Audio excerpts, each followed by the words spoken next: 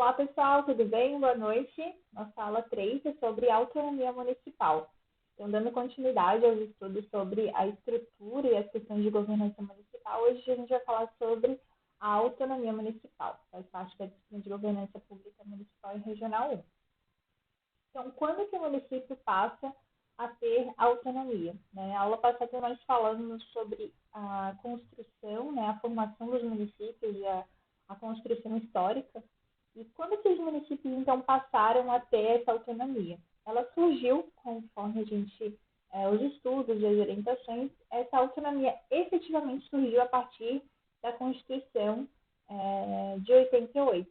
Então, foi a partir dela que foi promulgada essa lei de criação dos municípios, onde elevou a sua caracterização jurídica para pessoa jurídica de direito público interno. Então, o município, a partir desse momento, ele passou a ter representante, domicílio e foro onde pratica e responde por seus atos, dentro do contexto local de atuação. Essa representação, essa formação, ela faz parte dessas competências, né? E as decisões que o município toma independem de uma autorização prévia. Por isso que se diz que é uma autonomia, porque não há necessidade de algum outro autor, né, algum outro ator federativo dar a coordenada ou dar autorização para que aconteça. Então, por isso que nós dizemos que o município possui capacidade estatal autônoma. De uma forma geral, para a gente retomar o conceito de município, ele é o local onde os seres habitam, onde eles buscam as suas necessidades básicas, onde eles têm acesso aos bens públicos, aos serviços essenciais. É ali onde as pessoas se desenvolvem, né? Então, um município nada mais é do que a estrutura político-administrativa onde as pessoas que ali moram localmente vão desenvolver essas atividades, né? Pessoais, profissionais, sociais, e todos esses emaranhados de relações propiciam, então, essa construção, né, de prosperidade, de bem-estar coletivo. Isso deve permear a construção das políticas públicas locais. Quais são, então, as competências dos municípios, né? Então, quando a gente diz que os municípios têm competências específicas, é porque tanto a União quanto os estados, os municípios, eles possuem competências ou poderes reservados. E quando a gente fala dos estados-membros, né, por exemplo, Santa Catarina, a gente está falando que eles possuem poderes remanescentes, ou seja, tudo que não é de competência da União e tudo que não é de competência dos municípios é poder do Estado, né? No caso, é aquilo que, vamos dizer assim, aquilo que sobra. Então, dentre os poderes reservados, a gente pode falar dos poderes que são explícitos ou os poderes que são implícitos, né? Isso cabendo, claro, à União e aos municípios. Os poderes que são explícitos são aqueles que estão expressos literalmente no texto da Constituição. Ou seja, quando você abre lá, né, na Constituição, digitalmente, coloca lá Constituição, artigo 21 e 22, você vai achar as competências relativas poderes explícitos da União. E no artigo número 30 estão os poderes explícitos reservados dos municípios. Então, aquilo que está no contexto constitucional que orienta especificamente quais são as competências explícitas e reservadas desses entes federativos. Esse aqui é o artigo onde vocês têm que dominar, gravar, vocês têm que sair soletrando esse artigo até o final do semestre. Então, quais são os incisos, né, quais são os itens que corroboram o poder explícito reservado dos municípios que está no artigo 30 da Constituição? Então, o município ele tem como competência legislar sobre assuntos de interesse local, ou seja, é competência do município criar as suas leis, criar a sua lei orgânica, os seus decretos, as suas portarias, a sua forma de atuação, tudo aquilo que corresponde à questão local, ou seja, daquele município, dentro daquele quadrado daquele território, tudo que for correspondente a ele deve ser feito às suas próprias leis, né? E cabe ao município esse poder explícito. Suplementar a legislação federal e estadual no que couber, então, tudo aquilo que a jurisdição estadual é muito ampla, a jurisdição nacional é muito ampla, eu vou criar a lei, né, eu vou suplementar, eu vou criar uma lei que traga especificidade, seja mais orientada ao meu contexto. Então, por exemplo, existe o Código Nacional de Trânsito, né? Existe ali a legislação estadual, né, para regular a questão de trânsito. No município, eu vou precisar regular, né, como é que funcionam as vias, quais são as velocidades que vão ser orientadas para cada via, quais são as ordens, né, da mão, né, da rua, quando que vai ter poste, esquina. Isso são coisas que são locais. Então, eu vou suplementar, eu vou criar uma legislação específica para o meu contexto para orientar essas questões. Né? O terceiro inciso, instituir e arrecadar os tributos de sua competência, bem como aplicar suas rendas, sem prejuízo da obrigatoriedade de prestar contas e publicar balancetes nos prazos fixados em lei. Ou seja, cada município realizar, né, essas funções. E aí, a prestação de contas, ela cabe à exigência do próprio Poder Legislativo realizar essa devida adequação para saber se os gastos estão sendo usados, os recursos estão sendo usados corretamente, de forma eficiente, de forma clara. Né? Então, cabe ao município fazer essa gestão tributária. Criar, organizar e suprimir distritos, observada a legislação estadual. Então, dentro do contexto dos municípios, eles podem criar ou suprimir bairros, localidades, né, conforme essa questão, mas sempre respeitando a legislação estadual, né, dentro de cada estado membro do Brasil. Organizar e prestar diretamente ou sob regime de concessão ou permissão os serviços públicos de interesse local, incluído aí o de transporte coletivo que tem caráter essencial. Então, dependendo da sua atuação, alguma atividade que não faz parte ali do efetivo da prefeitura, né, ou do órgão municipal, ele pode sim realizar ou prestar esse serviço por meio de uma concessão ou permissão, né, delegando a alguém aquela atividade. E aí isso, né, inclui-se também a questão do transporte coletivo, que esse sim, a gente já cansado de ouvir falar, né, ele tem um caráter essencial de ser realizado, de criar esse mecanismo de permissão, né, de concessão desse serviço público. Manter, com a cooperação técnica e financeira da União e do Estado, programas de educação infantil e de ensino fundamental. Isso é competência municipal, pessoal. Então, lembrem-se bem que a construção e manutenção das creches e escolas são de competência do município. Então, por isso que essa regulamentação dessas áreas são tão importantes. Prestar com a cooperação técnica e financeira da União do Estado serviço de atendimento à saúde básica da população. Então, nós sabemos que a saúde básica, né, aqueles atendimentos primários, a saúde da família, são competências do ordenamento municipal. Promover, no que couber, adequado ordenamento territorial mediante planejamento e controle do uso, do parcelamento e da ocupação do solo urbano. Então, esse mecanismo ele é operacionalizado, por exemplo, por meio do nosso plano diretor. O plano diretor da cidade orienta justamente essas questões de planejamento e controle do uso territorial.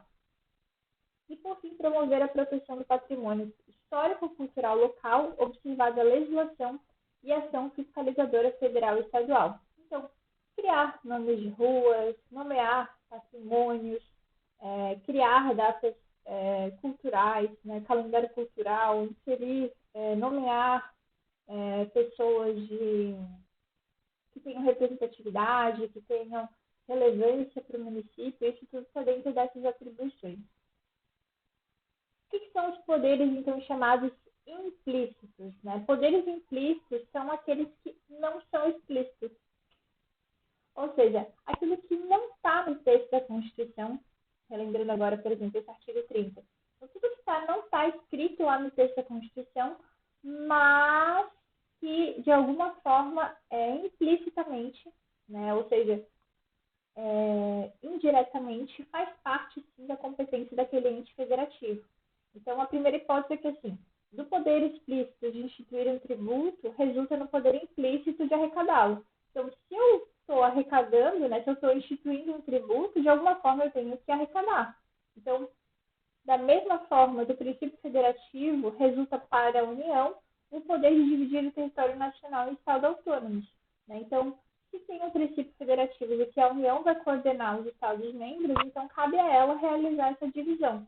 Da mesma forma, se cabe ao município legislar sobre assuntos de interesse local, tudo aquilo que for de interesse local deve fazer parte da legislação do município. Então, são aqueles poderes que pode, às vezes, não estar diretamente lá no texto da Constituição, mas que ele vai, sim, ser executado por aquele ator, aquele ente federativo.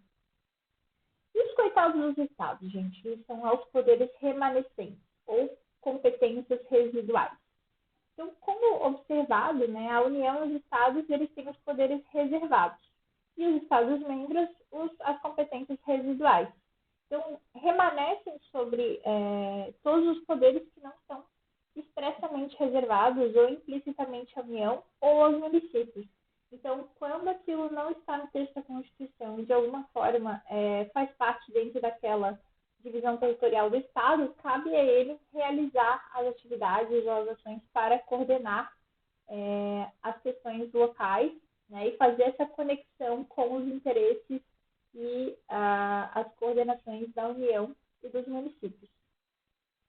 Existe também, né, dentre a questão dos estados, que tem essa questão específica, nós temos também as competências comuns. O que são as competências comuns? São as áreas em que todas as 4 entidades estatais, né, União, Estados, DF, né, Distrito Federal e municípios, eles vão atuar de forma conjunta. E aí, nesse caso, não é que fica sobre a competência de um ou de outro. Eles precisam atuar de forma cooperativa para solucionar aquelas questões. Então, nesse caso, há que ter uma lei complementar em alguma das jurisdições que fixe, né, as normas e possibilite a cooperação entre esses entes federativos. Por exemplo, a lei de consórcio público, né, que é a Lei 11.107 de 2005, ela é uma lei que ela institui que haja uma normatização específica para a constituição do consórcio público, a fim de que ela permeie ali as diferenças, os deveres e os direitos de cada um dos entes federativos. Que pode ser a União, os estados, DF e município. Então, pode acontecer dentro de cada uma dessas normatizações. O que acontece é que não necessariamente precisa ser só intermunicipal ou só interestadual. Né? Isso vai depender da tipologia de governança multinível que vai ser adotada. Isso a gente vai ver lá na sexta fase em governança regional. Mas nós temos um artigo na Constituição que faz essa especificação das competências comuns, que são, vamos fazer a leitura delas: zelar pela guarda da Constituição, das leis e das instituições democráticas e conservar o patrimônio público, cuidar da saúde e assistência pública, da proteção e garantia das pessoas portadoras de deficiência, proteger os documentos, as obras e outros bens de valor histórico, artístico e cultural, os monumentos, as paisagens naturais notáveis e os sítios arqueológicos, impedir a evasão, a destruição e a descaracterização de obras de arte e de outros bens de valor histórico, artístico ou cultural, e proporcionar os meios de acesso à cultura, à educação, à ciência, à tecnologia, à pesquisa e à inovação. Então, esses são alguns dos elementos aí que permeiam, né, e necessitam de uma atuação conjunta dos 4 entes estatais para desenvolver mecanismos e políticas para cada uma dessas áreas. Estamos também dentro dessas competências comuns: proteger o meio ambiente com matéria poluição em qualquer uma de suas formas, proteger as florestas, a fauna e a flora. E por isso que nós temos lá, né, alguns atores que muitas vezes, né, eles vão dizer que está sobre a alçada, né, isso aqui é competência, né, está na legislação municipal, isso aqui vai ficar na legislação estadual, isso aqui está dentro da jurisdição da União. Então, por isso que às vezes tem algumas questões que elas são discutidas e aí vê se vê qual que é aquela área de mangue, ou aquela área de preservação natural, sobre qual jurisdição que ela está preservada. Então, fomentar a produção agropecuária e organizar o abastecimento alimentar, promover programas de construção de moradia, melhoria das condições habitacionais de saneamento básico. Hoje nós temos aí um plano nacional, né, para realizar e melhorar essas questões também. Então, ajuda muito que a União faça, né, as orientações estratégicas e oriente como que aquele fomento vai ser distribuído para ser executado ao longo, né, dos outros níveis federativos, porque isso facilita muito essa representação, né, dessa atuação comum entre eles. Combater as causas da pobreza e os fatores de marginalização, promovendo a integração social dos setores desfavorecidos, registrar, acompanhar e fiscalizar as concessões de direitos de pesquisa, exploração de recursos hídricos e minerais de seus territórios, e estabelecer e implementar políticas de educação para a segurança do trânsito. Então, por isso que essas são algumas questões que muitas vezes são articuladas entre diferentes atores. Eu lembro bastante dessa educação para a segurança no trânsito. Nós tínhamos um programa que era instituído que eu participei, que eu não sei se está ativo ainda, que é o PROERD, onde o PROERD era um programa tão comum assim, nos agentes federativos, porque ele era o material e a organização dele vinha dos recursos da União. Ele era executado pela Polícia Militar, né, que é uma competência estadual, e ele ia nas escolas, né, e contava com o apoio de um programa que incentivava, que era municipal. Então, eu lembro muito bem que toda essa aplicação, né, ela vinha ali de uma união entre os atores para fazer essa aplicação. Então, esse programa acho que foi um exemplo bem bacana, eu não sei, espero que ele ainda seja aplicado. Por sua vez, se o artigo 23 o artigo 23 da Constituição trata da legislação, né, das competências comuns, o artigo 24 ele vai tratar da legislação concorrente. O que é a legislação concorrente? Ela diz respeito à necessidade da União dos Estados legislarem juntos de forma lógica e coerente na abordagem de determinada matéria. Ou seja, cabe à União editar normas gerais e a especificidade dela compete aos estados. Então, não é que eu esteja concorrendo na mesma matéria. Não, eu vou criar, né, eu vou orientar questões que vai fazer parte da União Estado determinada prática. O restante vai ser dividido, né, específico para outro determinado contexto de outro ente federativo. Né? Por exemplo, é interessante que no caso da União, né, não ter legislado, os estados eles não ficam engessados. Então, dentro daquela matéria, essa legislação concorrente ela vai ser aquela onde um não impede o outro, né, de executar. Mas se eu não tiver executado, né, se a União não tiver proposto algo relativo a isso, o Estado, então, pode propor, ou da mesma forma o município. Então, há essas diferenças, né, entre o que é poder explícito, é aquele que está literalmente escrito no contexto da Constituição, né, nos artigos 21 e 22, que cabe à União, e no artigo 30, que cabe aos municípios. Os implícitos são todos aqueles que não estão diretamente escritos na Constituição dentro desses artigos, mas que eles fazem parte, né, pela matéria, pelo conteúdo e pela normalização das questões, e vai dizer, olha, isso aqui é competência da União, isso aqui é competência local do município. Aí a legislação concorrente, ela diz respeito a essa necessidade da União e dos Estados fazerem uma construção lógica, né, mais coerente sobre determinada matéria. Então, vamos sentar e vamos alinhar para ver quem vai realizar o quê. Né? Isso está bem ligado às competências comuns, mas que competência comum, né, ela vai ser aquela que vai ser orientada de forma conjunta, e a concorrente não. Ela vai ser dividida conforme a abordagem de determinada matéria. Então, como é que a gente sabe os limites entre elas, né, entre os entes federados? Então, tem uma regrinha aí para ajudar vocês nessa construção. A primeira é que os poderes municipais, que são expressos e exclusivos, eles afastam qualquer possibilidade, né, de concepção de aplicação da competência federal ou da competência estadual. Então, tudo aquilo que está no artigo 30 afasta qualquer possibilidade de aplicação da competência federal e estadual. Da mesma forma, os poderes federais concorrentes, né, que são aqueles que podem ser determinados, né, divididos conforme a matéria, no caso dos poderes da União, eles vão prevalecer, né, sobre os poderes estaduais. Então, tudo aquilo que a União diz que vai legislar, que vai atuar, ela vai prevalecer, né, quando acontecer aquela divisão. Da mesma forma, a legislação estadual, né, ela vai prevalecer sobre os poderes municipais concorrentes, né, numa forma bem de nível, né, de atuação entre os atores.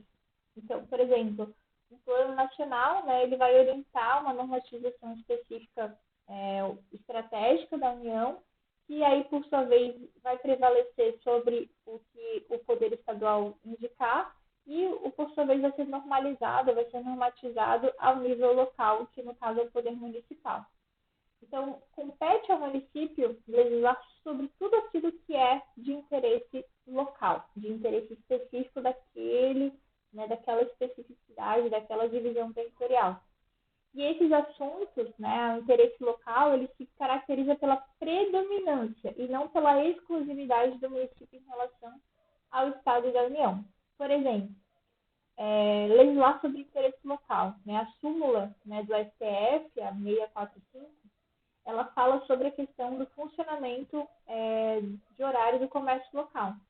Mas o município ele determina a distância mínima, né, entre os postos de combustível da localidade. Então, é exclusividade do município sobre tudo aquilo que não concorre ou que não compete, por exemplo, no caso ali da União. Né? A União que determina esses horários. Agora, o município ele vai determinar, por exemplo, uma distância que deve haver entre os postos de combustível, entre a distância das vias da rua, né? Entre o nome, a normatização das ruas, como é que elas vão ser organizadas. Né? Da mesma forma, a aplicação dessa competência quando se vai falar dessas competências que são concorrentes e comuns. Né? Então, quando se trata de legislar sobre assuntos locais, se tem como pressuposto que outros entes não regulamentam o fato. Porém, não é muito errado a gente pensar assim. Então, competência concorrente dizer assim, então um outro ente não vai trabalhar dentro dessa área. Não é bem assim. Né? Como eu falei para vocês, a União ela vai tratar das regras gerais. Então, ela vai, por exemplo, propor o Código Nacional de Trânsito e o Código Nacional de Saúde. Agora, o que cabe aos estados? Fazer a regulamentação disso. Ou seja, o estado vai apontar uma regulamentação geral de trânsito para cada estado e um código sanitário estadual, que vai também caber para cada estado. E no caso dos municípios, eles vão orientar os serviços que são de interesse local. Ou seja, em relação ao trânsito, ele vai apontar a questão de estacionamento, de sinalização, e em relação ao código sanitário, ele vai apontar os possíveis, né, e as regulamentações sanitárias do município, para que então seja aplicada esse Estado de Direito para ser então proposto. Então a gente vê que eles não são excludentes, né, eles são bastante alinhados, né, ou seja, se a União dita as normas, regras gerais, os estados regulamentam e os municípios apontam as orientações locais. Bem simples, né, pessoal? O que é vedado como assuntos de interesse local? Então, tudo aquilo que transcende, né, o âmbito local. Atividade jurídica não cabe ao município. Segurança nacional, serviço postal, energia em geral, internet, sistema monetário e telecomunicação. Isso não cabe aos municípios legislar. Eles só cumprem as regras que vêm dos outros entes federativos. Tá? Então, isso transcende o âmbito local.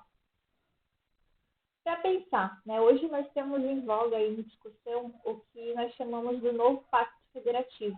Né? E aí fala-se muito sobre essa questão, né, principalmente da divisão dos impostos, da carga tributária. Isso a gente vai ver um pouquinho mais na próxima aula sobre a divisão, né, a descentralização dessa autonomia e até onde isso impacta nas emendas complementares, né, e como é que isso vem sendo aplicado. Mas o que é o Fundo de Participação dos Municípios? Né, onde entra a questão da divisão dos estados no valor, na receita geral que é dividido para cada município. E esse pacto ele tem gerado bastante discussão, né? Porque lá dentro da nossa Constituição está lá escrito que o Estado brasileiro é formado pela União, Estados, municípios e federal. O artigo 18 traz que esses entes são autônomos, né, no termo da Constituição. Compete, né, as competências municipais elas estão lá dentro do artigo 29 a 31 da Constituição, né, onde traz especificamente as leis que orientam as principais normas e regulamentações municipais, a Lei Orgânica Municipal, a Lei da Estrutura Administrativa Executiva, a Lei do Estatuto dos Servidores Públicos, o Código Tributário Municipal, né, quais são os principais impostos que são pagos a nível municipal. Então, essas são as principais leis, né, da Constituição que orienta o Código brasileiro. Aqui, pessoal, traz especificamente como é que está feita a divisão, né, a concentração de recursos tributários. Então, a gente vê ali pelas corinhas, né, que a maior parte dos recursos está na União, né? Os municípios ali, eles também têm uma visão, não, uma representação, mas é muito menor do que seria o ideal, né? O ideal, que seria ser proposto pela reforma tributária, né, pela PEC que foi discutida, é que os municípios tivessem em torno de 30% da concentração de recursos tributários, para que eles consigam, então, atingir, né, com mais êxito os seus resultados. E que ficasse 45% na União e 25% nos estados. Até 2015, né, a gente até que o Estado até que está ok, mas a União concentra boa parte dos seus tributos ainda. E esse cenário ele tem se deteriorado ao longo do tempo, né, porque o fundo de participação dos municípios, o que tem elevado, né, o que tem caído aí foram os demais impostos também, né, a arrecadação tem caído bastante. E da mesma forma, o repasse que é dado aos municípios para que eles sobrevivam, né? Então, cabe, né, dentro do artigo 23, a competência comum, né, dos entes federativos: saúde, educação, meio ambiente, fauna, flora, patrimônio, cultura, ciência, agropecuária, habitação, saneamento básico, combate à pobreza, recursos hídricos, trânsito, né? Então, todas essas questões, elas têm em vista aí muitas responsabilidades, né? Esse federalismo, ele é muito cooperativo, mas será mesmo que ele é participativo, né? Como é que isso tem sido discutido? O que eles vêm propor aí dentro dessa nova discussão que foi lançada no governo Bolsonaro? Então, o sistema político ele é organizado, né, por meio da federação, né, por meio dos três níveis, como a gente, né, viu até agora, e a Constituição de 88, né, que foi o Pacto Federativo que foi indicado dentro dessa Constituição, ele determina as obrigações financeiras, as leis, né, que a gente acabou de estudar, a arrecadação de recursos, que são orientados para cada ente federativo, e os campos de atuação de cada um desses entes. São determinadas, então, as suas competências e a sua distribuição tributária. O que o pacto define também? Ele vai indicar quais são as chamadas despesas obrigatórias, ou seja, que o governo não pode mexer, ou seja, são os indicadores, são as porcentagens básicas de cada área que deve ser gasto, como deve ser gasto. As despesas vinculadas, que recebem obrigatoriamente um percentual fixo das receitas, né? Então, obrigatoriamente essas despesas são vinculadas a partir de percentual. E as despesas que são discricionárias, né, que elas podem ser remanejadas com mais liberdade, né, por meio das emendas parlamentares, que, por exemplo, orientam aí a distribuição de recursos conforme a sigla partidária, conforme os interesses, conforme a indicação política. E dentro da Constituição de 88, né, pelos artigos 1º e 18, né, que a gente já viu, os entes federativos são autônomos, né? Eles possuem autonomia para executar as suas atividades, mas de alguma forma eles são obrigados aí a tratar de algumas questões específicas. Esse é um videozinho que trata da questão do orçamento público, como é que ele é discutido nas vias orçamentárias. Eu não vou entrar na aula de orçamento aqui, né, que vocês já têm essa disciplina, mas eu vou deixar o link aqui do vídeo para que vocês possam acessar e entender um pouco melhor sobre essa questão das despesas obrigatórias, discricionárias e vinculadas, para que vocês possam entender, tá? Se alguém ficou com alguma dúvida.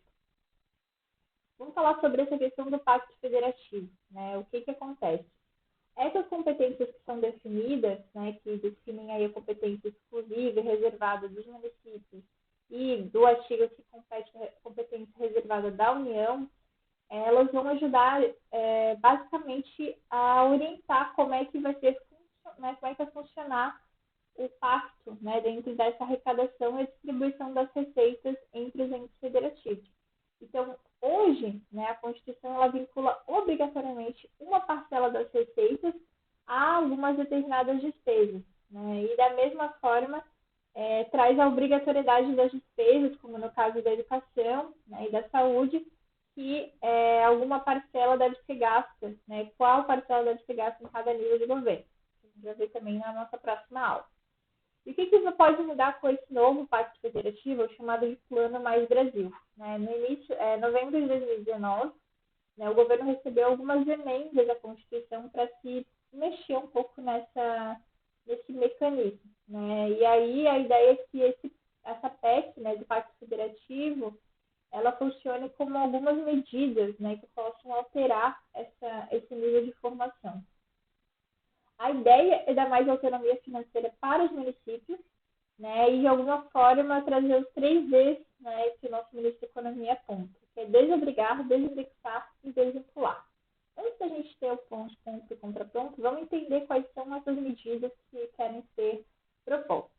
Primeiro, a extinção de municípios, ou seja, hoje nós temos aí uma porcentagem de arrecadação bastante forte na parte de distribuição de recursos. Tem municípios que eles só funcionam por causa da participação no fundo, ou seja, eles não têm uma capacidade arrecadatória suficiente para sobreviver.